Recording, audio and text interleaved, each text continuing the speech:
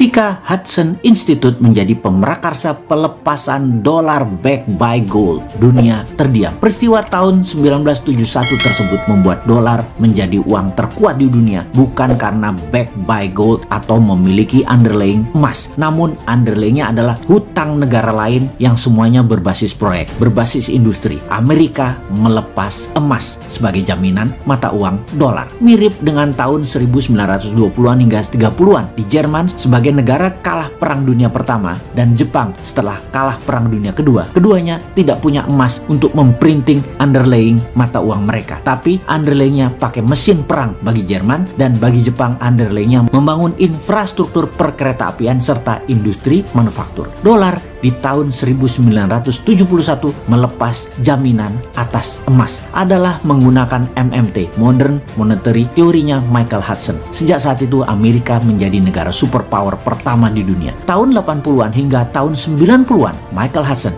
adalah guru besar yang mengajar di kampus di Peking University, di mana hampir semua petinggi politbiro yang saat ini menjabat di Tiongkok adalah murid beliau. Setidaknya mereka semua memahami hal yang sama, yaitu MMT. Sehingga di tahun 1989 pertama kalinya Deng Xiaoping ambil posisi ekonomi dengan mendemokratisasi uang renminbi pakai proyek underlayingnya. MMT dipraktekkan di Tiongkok sejak saat itu. Kedua negara tersebut saat ini menjadi dua negara besar. Yang satu, Amerika, sudah menjadi negara superpower, bahkan dengan kekuatan teknologi, paten, dan free thinking country terbebas di dunia. Amerika belum terkalahkan. Sebagai murid Hudson tidak langsung, karena saya hanya mengikuti buku-bukunya dan belajar dari muridnya Hudson, salah satunya belajar dari Stephanie Kelton, maka sejak 6 tahun yang lalu si Sontoloyo ini menyatakan akan membuat negara Indonesia menjadi negara sejajar dengan dua negara besar tersebut, dan di tahun 2045 akan menjadi negara terkuat di dunia di atas dua negara tersebut. Dan alasannya apa? Alasannya Indonesia memiliki 4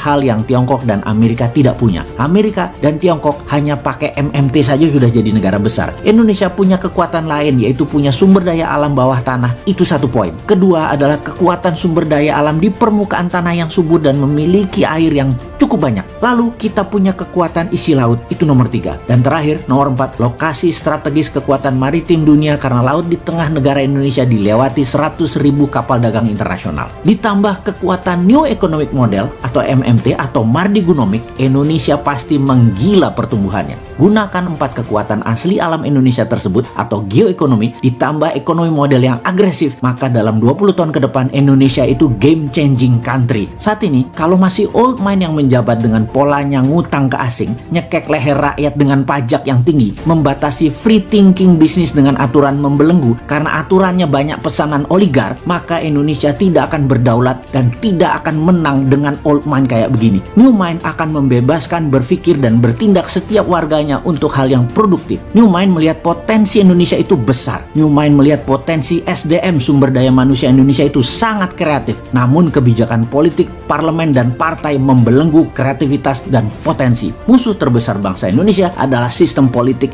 yang membatasi manusia berkompetisi berdasarkan prestasi dan potensi. Harusnya pilihan politik apapun yang diambil silahkan, tapi menjalankannya adalah mereka yang memiliki visi, potensi, dan kemampuan kelas dunia. Jangan sampai yang dekat dengan pejabat yang dipilih, tim pemenangan yang dipilih, yang memodali yang dipilih, buzzer yang dipilih, yang pinter nyenengin dirinya yang dipilih, yang melindungi dirinya dari pejabat agar selamanya berkuasa itu yang dipilih. Itu yang mendapat jabatan. Jangan itulah. Itu nggak ngurusi rakyat namanya, nggak ngurusi negara namanya. Makanya New Mind selalu bertanya, kok tahun 2024 lama bener ya?